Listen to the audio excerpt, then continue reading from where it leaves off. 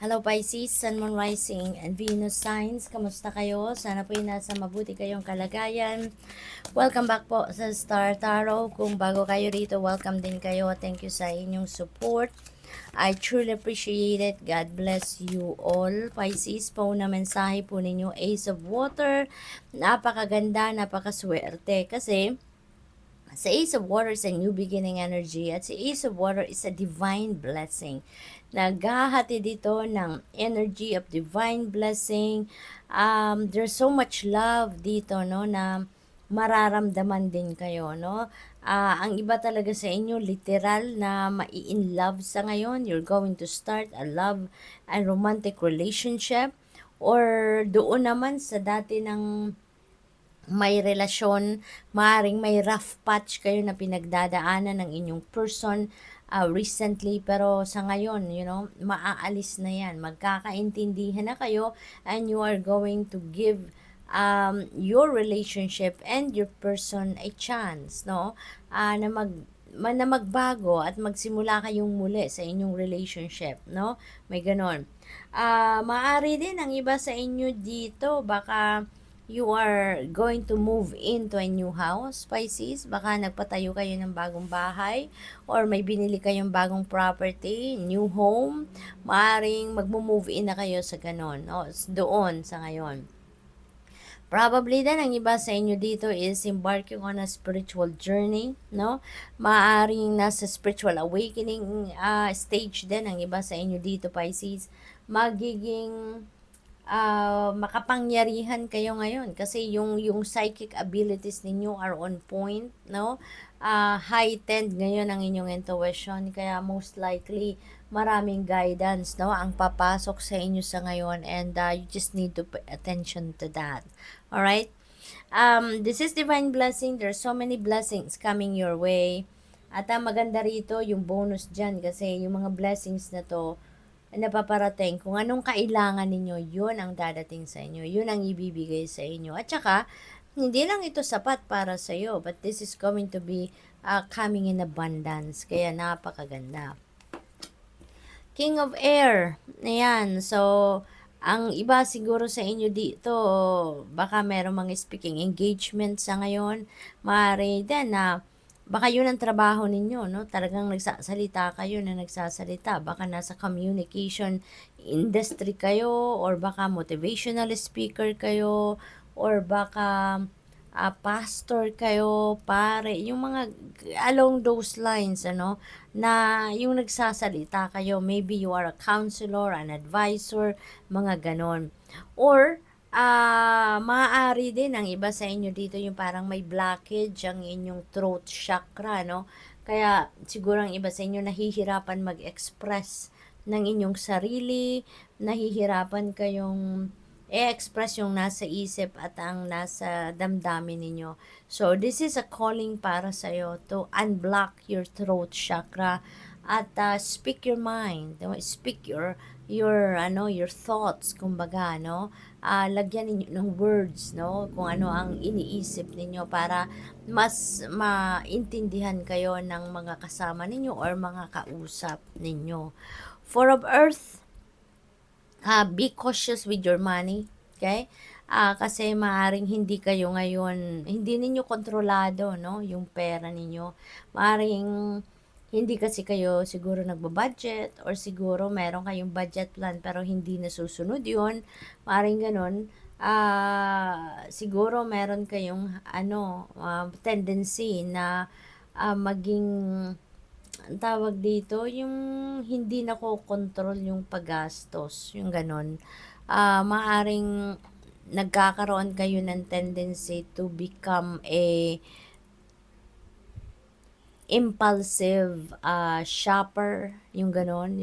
Yung may mga impulsive buying na nangyayari siguro for some of you Pisces. Kaya be cautious, no, with your handling of money.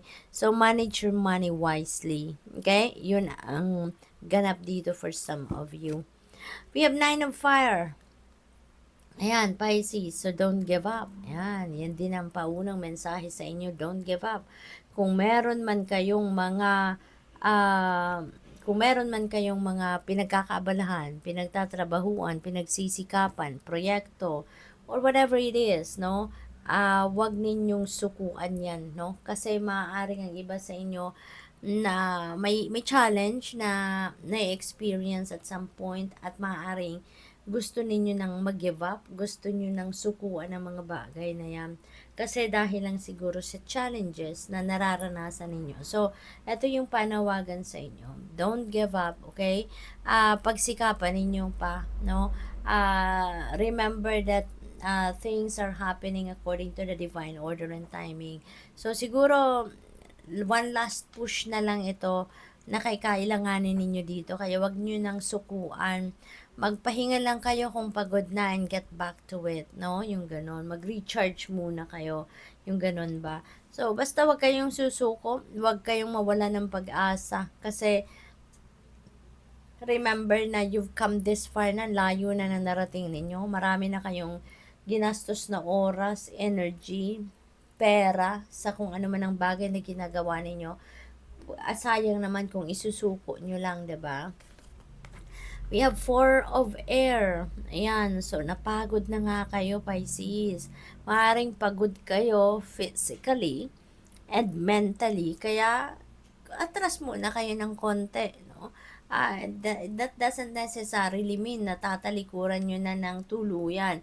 Kung ano man ang papaguran ninyo dito, kung ano man pinagsisikapan ninyo, pwede naman kayong umatras ng konti para mag-replenish ng lost energy ninyo, magpahinga, 'di ba? Mag-recharge muna kayo, then get back to it. Okay? Magano lang muna kayo, mag-reset muna kayo ng buttons ninyo, kumbaga.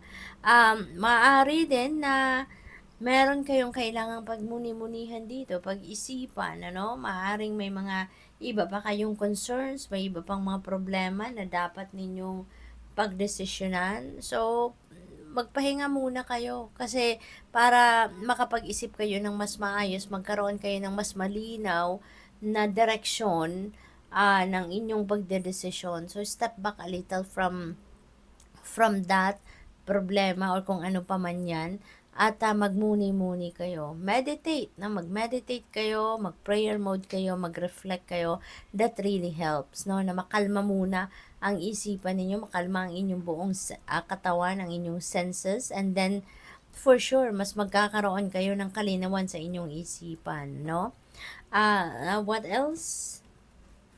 We have 2 of earth. Ayan. So, kaya pala kayo mabilis mapagod because you are multitasking. Pisces, you are attending to too many masters at a time. Ang dami-dami ninyong ginagawa. There's so much going on sa buhay ninyo. You have too much on your plate. So, kailangan nyo talaga dito na paminsan magpahinga din kayo. Paminsan kailangan nyo din umatras ng konti para na makapag-reset kayo, 'di ba, ng sarili ninyo. Sinasabi din dito na there is a need to make a decision, so definitely meron talaga kayong pagdedesisyonan. Yun ang siguro isa pa sa nakakapagpabother sa inyo, isa pa sa nagiging cause ng troubled mind ninyo kasi marami nga kayong iniisip, marami kayong bagay na kailangan pagdesisyonan. So, you need to balance na or to bring the balance back in your life dito, kaya kailangan ninyo ng pahinga. Okay? Kasi kapag nagpahinga ang inyong katawan, makakahinga din yung inyong isipan, and with that, mas makakapag-isip kayo ng maayos. Mas isip kayo ng mas malinaw, 'di ba? Kasi kahit papaano makakalman niyo muna ang inyong sarili. So, good luck, Pisces, and thank you for watching. Love and light. Namaste.